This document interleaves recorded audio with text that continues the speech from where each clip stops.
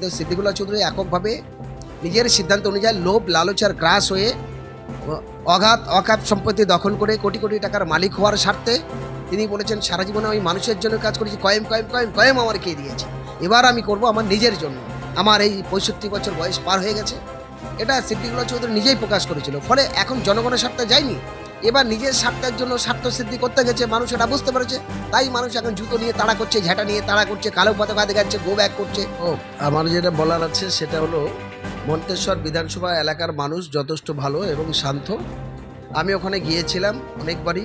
ওই সিদ্দিকুল্লাহ চৌধুরী যখন পিডিসিআই দল করেছিল সেই দলের হয়ে মন্তেশ্বরের কুসুম গ্রামেই বাড়ি আব্দুল কাসেদ শেখ ওরফে খোকন ভাই, তার হয়ে আমি ভোট প্রচারে গিয়েছিলাম। সেটা বহুকাল আগে 2009-এর দিকে 11 বিধানসভায়। সে সময় যাওয়ার পরেও আমি জানি যে মন্তেশ্বরের মানুষ এত আনপাট নয়। হ্যাঁ, গাল মে কুছ কালা হয়। সিদ্দিকুল্লাহ চৌধুরীর অপদার্থতার পরিচয় নিজেই বুঝতে পেরেছে, কারণ তিনি তো আর জনগণের সাথে তৃণমূল দল করতে যায়নি। তিনি দীর্ঘদিন ধরে জমিয়েতে আছেন, এখনও আছে, কিন্তু তারপরে সে নিজে দল করেছিল, আমরা তার দলের সঙ্গে যুক্ত ছিলাম। সারা পশ্চিমবঙ্গে 350-র বেশি লোক, গ্রামের মানুষ জনপ্রতিনিধিকে নির্বাচিত করেছিল পঞ্চায়েতে। পরবর্তীকালে বিধানসভাতে আমরা বারবার প্রস্তাব দিয়েছিলাম যে আপনার লড়তে গেলে জোর যদি হয় তাহলে সবার নিয়ে আলাপ আলোচনা করেই জোট করতে হবে। কিন্তু সিদ্দিকুল্লাহ চৌধুরী এককভাবে নিজের সিদ্ধান্ত অনুযায়ী লোভ লালচার গ্রাস হয়ে অগাধ অকাপ সম্পত্তি দখল করে কোটি কোটি টাকার মালিক হওয়ার স্বার্থে তিনি বলেছেন সারা জীবনে আমি মানুষের জন্য কাজ করেছি, কয়েম কয়েম কয়েম কয়েম আমার কে দিয়েছে, এবার আমি করব আমার নিজের জন্য। আমার এই 65 বছর বয়স পার হয়ে গেছে, এটা সিদ্দিকুল্লাহ চৌধুরী নিজেই প্রকাশ করেছিল। ফলে এখন জনগণের স্বার্থে যায়নি, এবার নিজের স্বার্থের জন্য স্বার্থ সিদ্ধি করতে গেছে, মানুষ এটা বুঝতে পেরেছে। তাই মানুষ এখন জুতো নিয়ে তাড়া করছে, ঝাঁটা নিয়ে তাড়া করছে, কালো পতাকা দেখাচ্ছে, গো ব্যাক করছে।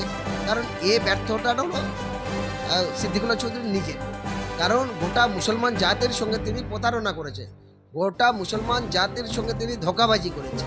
তাদেরকে মিথ্যা প্রতিশ্রুতি দিয়ে মানুষ উজাড় হয়ে সিদ্দিকুল্লাহ চৌধুরী ডাকে শহীদ মিনার চলো, কলকাতা চলো, লক্ষ লক্ষ মানুষ সেখানে গিয়ে জমায়েত হয়েছে। এই সমস্ত মানুষের মাথায় টুপি রেখে টুপির ওপরে টুপি পরিয়ে দিয়েছে, কাঁঠাল রেখে কবার করে খেয়েছে, যার জন্য নিজের স্বার্থ সিদ্ধি করতে গিয়ে আজ মানুষের কাছে ধরা পড়ে যাচ্ছে।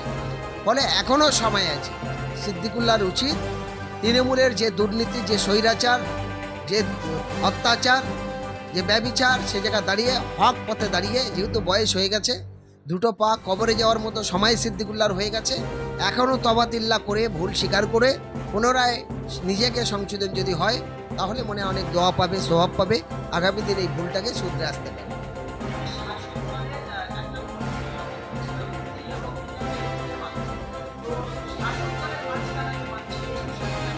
সিদ্দিকুল্লাহ চরিত মার খাবেই, কারণ বললাম নিজের স্বার্থ সিদ্ধি করতে গিয়ে মার খাচ্ছে। আর এই দলটাই তো এরকম, এই দলের একই দলের মধ্যে খুনোখুনি, মারামারি, একই দলের নেতৃত্বে একটা অল্প বয়সের তরুণ মুসলিম মহিলা সে ধর্ষিতা হলো, তাকে ধর্ষিতা করে খুন করতে হলো।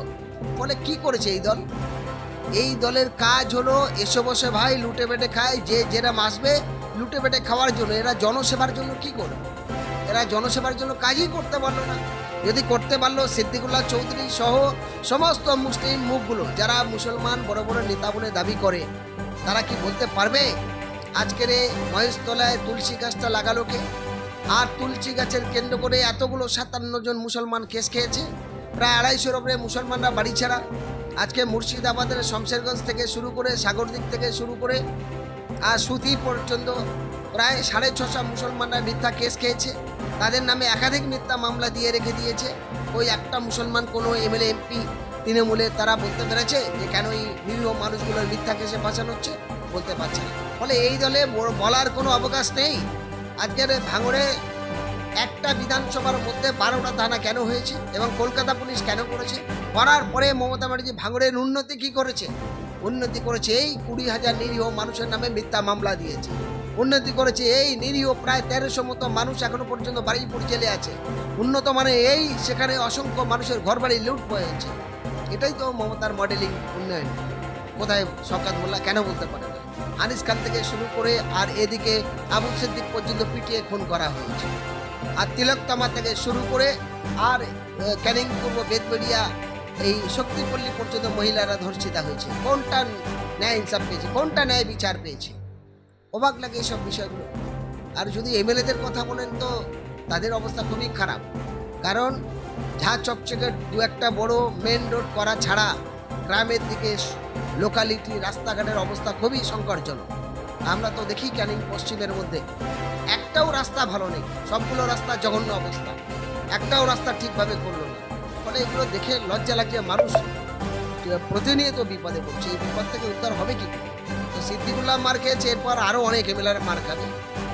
সেই যা রাস্তা এরা নিজেরা তৈরি করেছে। তাই নিজেদের নেতাদের বাঁচানোর জন্য 10 জন 15 জন 20 জন 30 জন করে পুলিশ বডিগার্ড নিয়ে ঘুরতে হচ্ছে। তারপরে তারা রেহাই পাচ্ছে না, রেহাই পাবে না। শ্রীলঙ্কার মতো অবস্থা, বাংলাদেশের মতো অবস্থা বাংলায় হতে চলেছে।